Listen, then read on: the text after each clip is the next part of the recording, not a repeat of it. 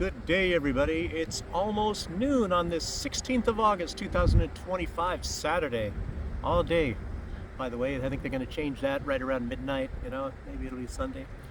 But as you all know, I guess what the news was going crazy about yesterday was this meeting between Donald Trump and Vladimir Putin, and of course the European Union and the deep state, and probably Lindsey Graham, even though maybe he didn't show it. But all these people are freaking out. The last thing they want is any kind of rapprochement or whatever between the United States or Donald Trump and Putin. And a day before that, I heard something very strange. Maybe I'll tell you about it in a minute. There's a fuzzy cat. I don't know, you guys, it's a long distance. I don't know if you can see that little movement out there. There's a cat kind of in the middle of this field that I'm looking down on. This is a very steep kind of a grade, and I'm up on a hill, sort of. Behind me is a supermarket where I'm gonna go shopping. I don't know, maybe you can see that cat now. It's looks like it's orange and black, slowly creeping along there. Anyway, I was watching a video with Colonel Douglas Macgregor, and I'm assuming that he kind of knows what he's talking about in this sphere, at least, because he was, I guess, in the position of some sort of a advisory position, at least, with Donald Trump in Donald Trump's first term, and so he probably knows Donald Trump quite a bit.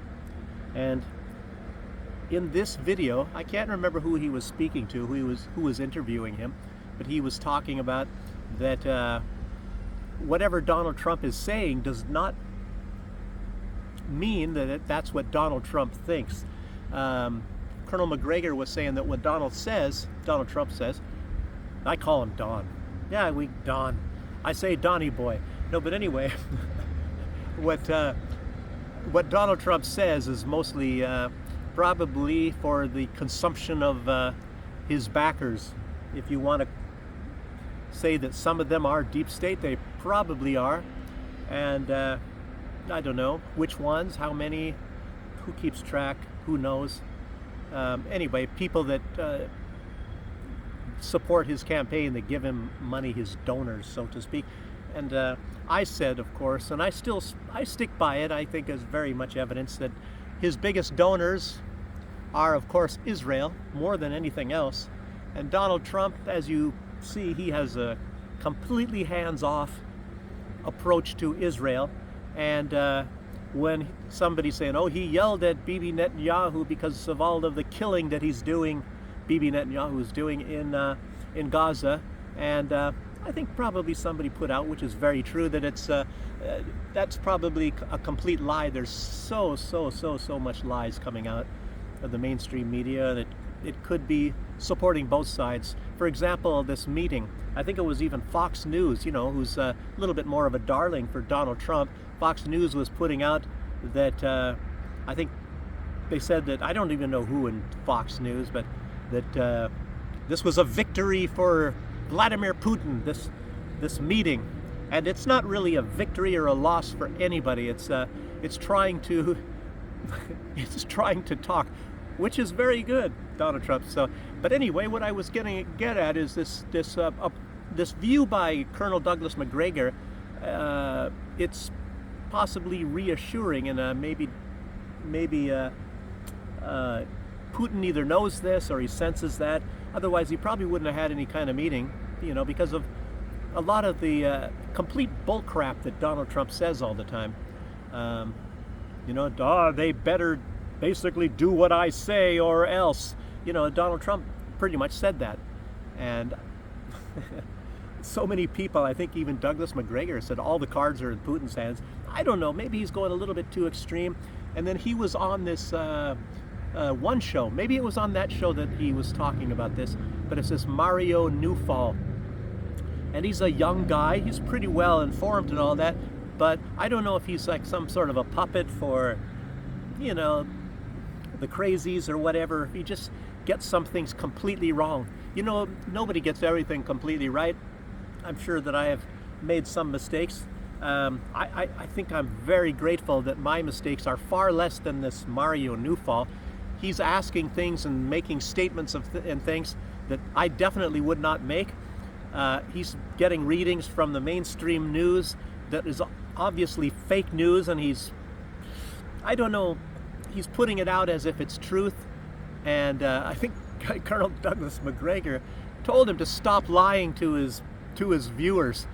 So, and, you know, like I said, I don't know whose side this guy is on, this Mario Newfall, but he's like catapulted way up into some sort of a, recognized position as somebody that interviews people.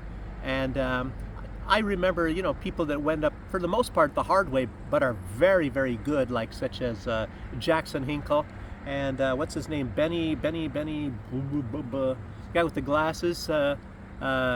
He did a very good job too, and he's he interviews some of the big shots and all that. And I never really tried. I never tried to interview anybody. Not that they would listen to me anyway. You have to be with a certain amount of subscribers on YouTube. I got in the wrong time, and I'm living in the wrong place, as I put out yesterday. If you're living in Belarus, they're going to do everything to subdue your channel. They're going to put you down as much as they possibly can. And if I'm sitting over here, they're going to use sabotage against me, even if I'm interviewing whoever I'm interviewing. So, and that's been put out by content creators in Belarus that have been here for many, many years. And since the special military operation, they attack anybody that's putting out content, at least maybe in English, I don't know, because all those that I know are English-speaking people. I presume that if you are, let's say, hateful to the government here in Belarus, then maybe you're going to get dealt with kid gloves, and maybe they'll promote your channel. I don't know. That's just a little, to a certain extent, speculation. But as far as the administration over here goes, and being in Belarus, apparently, I don't think Donald Trump personally called, but I think he had somebody call Alexander Lukashenko, the president of Belarus, and they agreed on a meeting. There's going to be a meeting at some point in time. Lukashenko invited Donald Trump to Minsk in that telephone call, and Donald Trump, apparently he accepted. So Donald Trump is going to be coming to Minsk. And, I saw the messages and things on the one site, a Telegram site from expats that I know, and they're talking about it. They heard the same thing, that Donald Trump, and I don't know if Donald Trump himself put it out. He put out a tweet on his Truth Social that he says it was a great conversation with Lukashenko. And that's strange. Like just a few videos ago, I was talking about the similarities between the two. They're both kind of what you call strongman guys. And what do you call it? Authoritarian, I guess. Lukashenko says he's authoritarian. He admits that he is. And he is in some ways, but in certain ways, he's exactly not authoritarian. You're kind of free to make your mistakes in Belarus, but I guess you've got to pay for them.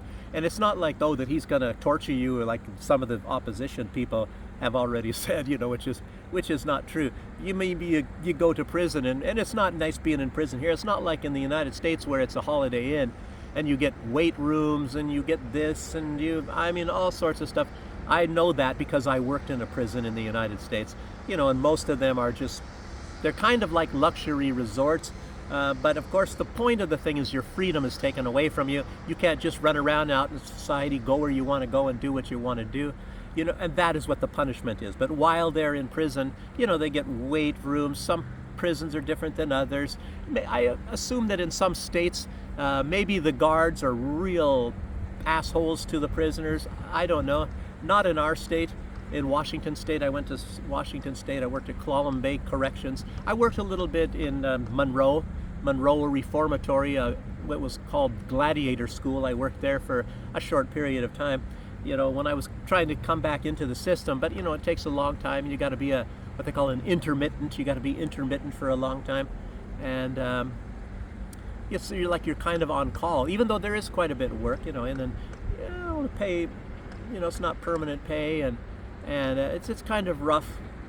to start out from scratch again. I was living in the back of a pickup truck at that time when I was working at the reformatory, and it was getting colder. It was in September, and had to make some decisions, and so I moved anyway because it wasn't looking so promising. It wasn't unpromising, but there was no certainty that I would get back on and working in the prison system.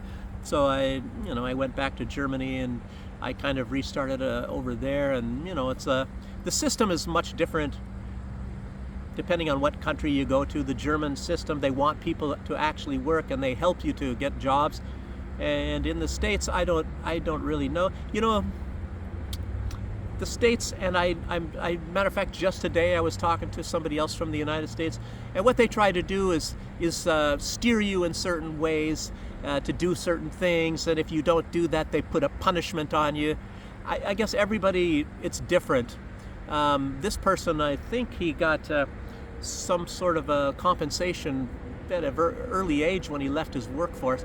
I don't know if it was some sort of an injury in some way, but of course he had to pay for a lawyer to do that. If he didn't pay for a lawyer, the United States would just give him the little finger and say, "Here, take this, get out of here." That's what mostly happens with governments in the United States. They just screw the people over. It's so very, very often. I don't know if there was any difference under the Democrats, because maybe if you're a white male, you're going to get screwed, but if you're black or if you're female, and it used to be Chinese. If you were Chinese, you would get some benefits. Or Native American. The area I come from is Native, and the Native Americans and black people. A black woman has it made, and I know that for a fact. I've seen it in the workplace. I was working a state job, and if you're a black woman, boy, you are the queen. You can do anything, and you'll get a red carpet rolled out for you for jobs and everything like that. White male, boy, forget it, buddy, forget it. And a female in general, you have all these little categories in the United States, and to be what you would call, as far as it's getting benefits and jobs and things like that, it's sort of like the upper elite. The most upper elite is a black female. And boy, if you can't get what you want as a black female, then you got some big problems. You better do something. You better clean up the way you talk or the way you act or something like that. But anyway, that's off on a tangent. Here I was just talking a little bit about this meeting between Trump and Putin, and a lot of it is speculation. And what they both said, it's very positive. Donald Trump said it's really, really positive what they were talking about, and he had even elucidated, I guess, before that, a few days before that, not to expect anything. Nothing's going to be signed, and no big decisions are going to be made, obviously, nothing like that, but they're talking about certain issues. And that's kind of how that works in Congress as well. If you know how that works, is you discuss the issue first, and then it goes out to committee, and then experts start looking up things and all that. So who knows what they were really talking about? I guess some joint economic operations, and for the most part it was about this war in Ukraine. And I'll tell you what, if it was me, in the Ukrainians and even the Europeans, they are completely against peace. They want the war to continue. Of course, they would rather have the war end as well, but they want to completely win. They want the total humiliation and capitulation of Russia, even though Russia is winning. So it's like, what kind of stupidity is that? It's complete and utter stupidity. So I think Donald Trump, if that's true what Colonel Douglas McGregor said, that Donald Trump knows that that's complete and utter stupidity. And there's people, I think what part of this was what Douglas McGregor got pissed off with, this Mario Neufeld, Mario Neufeld saying that Russia has tremendous losses. And I think Donald Trump was going by that, but apparently that is just the, okay, yeah, we go with that. But Douglas McGregor probably has better information than I do. And so he said that the losses by the Russians per day are single digits, and the losses by Ukraine are over 1,000 every single day. And it seems to me, when I'm looking at things, anywhere from 1,100 to 1,400 soldiers Ukraine loses every single day. Lives that are lost. I'm talking about soldiers' lives. Civilians, very few, obviously, but Ukraine is targeting civilians. And as soon as this meeting started, I don't want to say Zelensky, the Ukrainians targeted an apartment building at least, and some lady got killed. And they had a few more targets. I don't think anybody got killed on those, though. But anyway, that's how that's going. I didn't see anything because I skipped over a lot of the news. I had way too much in my box, so I just went over to the last some hours or something of reports. And you can be rest assured that Israel is bombing the crap out of all of those people down there, because it is a genocide. There's no denying it is a genocide. If you go by a lot of definitions of what a genocide is, it's a ethnic cleansing, I guess I would say, is genocide. So anyway, I guess it's how you categorize things. Certainly they're not trying to wipe out all of the genetics of the Palestinian people. They'd have to send people to the four corners of the earth and try to find Palestinians to kill, of course. But they want them out of that land, and they would rather that they are dead, that these people are all dead, because they want to get rid of the right to return. And Benjamin Netanyahu has now put out plans that he is going to be moving in big time into the West Bank. I think they've already slated out 61% of it. Huge, more than half of the West Bank, and they're going to be taking it. More military operations. And as far as I know, Donald Trump is going to still continue to send him the weapons. It's strange. It looks like whoever Donald Trump's backers are, which one of them is Israel, as I say, they're giving him a little bit of a more free hand, and I think he's cutting off a lot of the funding to Ukraine, obviously. And but you know, everything continues towards Israel, sending bombs and things like that, sending them by plane and all. So don't think that that's over, even if you don't hear that much about it. So let's keep going. Anyway, so anyway, a lot of the press, they're trying to push Trump into not making any kind of a deals or no friendship with Russia whatsoever. And, you know, they're going to make him look like some sort of a weak baby, you know, if he does. So they're trying to push him into like Biden was, that you, like, to be hateful of Russia, to make no deals whatsoever, don't even talk to them, and of course try to escalate as much as possible to get World War III. We all know that the military-industrial complex is involved in that. So, and maybe they want World War III. I don't know. They probably have their own private bunkers, which doesn't mean it's going to be a fabulous life anyway when everything's radioactive. So, also, what is going on? Since the West, this is kind of a side note, since the West, kicked Russia off the SWIFT, as a result of the special military operation. It looks like the Russian system, the Chinese system, what is it, Mir? I think it's Union Card is it's kind of like a MasterCard system in China. I don't know what that is. They have the Mir system, but they have an alternative to SWIFT, Russia does, and it's working beautifully. It's much better than SWIFT, and a lot of countries are starting to slowly, some quickly, like Iran, are switching to this new system, this new Russian SWIFT system. And it's not necessarily just because technically it's far better than the SWIFT system. I guess it works much better. It's also politically better because Biden and Trump are weaponizing the dollar, and they're weaponizing the SWIFT system, the European Union. They're weaponizing everything, and they don't realize that they're digging their own grave. They're telling other countries, you don't want to be in these systems. You want to get away from that. You want to get to BRICS. So everything that they do is steering everybody and pushing everybody into the arms of the BRICS countries. That includes Donald Trump.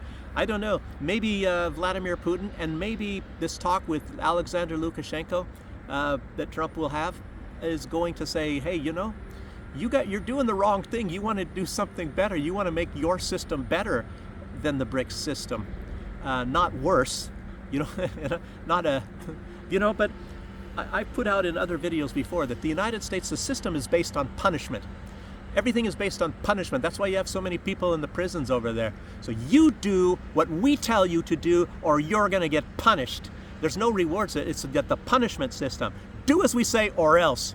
And it's obviously, you can see that with Donald Trump. There's no incentive base. There's no incentive base. It's not like Russia or even Germany. A lot of countries, they have an incentive for you to be doing certain things. And the United States, your incentive is that you won't get punished if you do what they tell you to do. You know, I don't know. Very strange system. It didn't seem to be that way in the old days with the United States.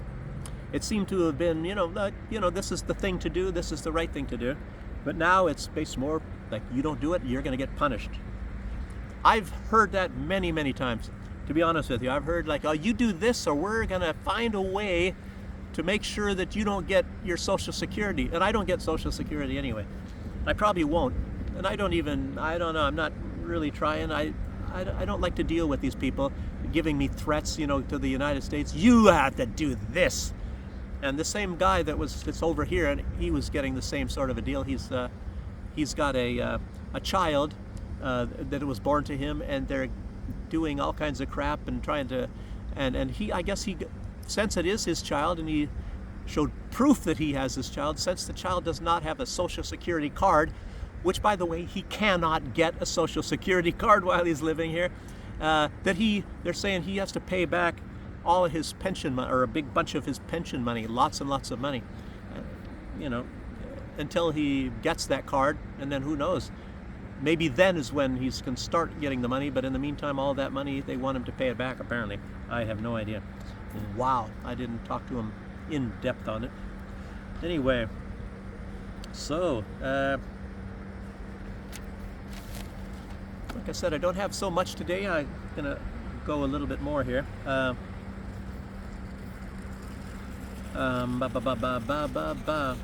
Mostly I was just saying the same stuff. But someone needs to tell Trump and the U.S. in general, the U.S. and the West in general, that they can catch more bears with honey than they can with vinegar. Bears like honey. And maybe that's what Lukashenko is going to tell Donald Trump if he wants to deal more effectively with Russia. That's what I would say. I would just, it's sort of like something Jesus would say. I think they're dumping garbage behind me. That's a dumpster. Anyway, it sounds like something Jesus would say. How Jesus talked in certain ways that you cannot misinterpret, that you will catch more bears with honey than you will with vinegar. Hey, maybe I'm getting closer to Jesus. Anyway, just putting that out. But anyway, the United States, as you all know, Donald Trump and Biden and all of them, they use sanctions, threats. You do this, we have these powerful submarines, and I hope we don't have to use them. Remember, Trump said that? And all that. And then he sent some submarines over there after a tweet from Medvedev. But I think, maybe like Colonel McGregor says, I guess I'm going to be maybe going with that, because it doesn't seem like Trump would be really that stupid. Because it's not going to go to a nuclear war. Whoever uses nuclear weapons, especially from a tweet, you lose. You lose. And everybody's going to be rushing away from the United States. So you never might create some terrorists. But anyway, sanctions, threats, tariffs, and bombs. So anyway, that's about all I have to say. Not that much news, and we'll maybe find out a little bit more about this meeting between Trump and Putin, and we probably won't hear that much. Maybe I will, I don't know, over here. I don't really watch so much Belarusian news because it's not really geopolitical, it's mostly local stuff. Even though I really do like Lukashenko, and he's very wise. He's been in office for quite a long time, so he knows how the world works, and it's always worth listening to what he has to say, and that'll be very revealing if they have a talk with Lukashenko and Trump. Trump will probably start to realize he gets a lot more meaningful talks from Lukashenko, Putin, and Xi than he does from any of these jokers that are in the West that don't know what they're doing over there. you can make a comedy show about all the leaders in the West. But anyway, so anyway, except for of course Orban and Fico and Vucek, and maybe there's a couple more, but I don't know. What did the Czech president just do? He did something really idiotic just recently. I guess he put something out from the Czech Republic. I don't know if it was a president or somebody else, but just a bunch of idiot stuff. So anyway, that's all I have to say for today. Thanks for joining me, everybody, and I'll see you on the next one. I don't know, the weather's kind of bad today. Look at that, it's threatening. That's not blue sky, that is gray sky. I saw some lightning over there, by the way, not too long ago, so I might get a little bit wet. But anyway, again, thanks for joining me, and I'll see you on the next one. So bye-bye.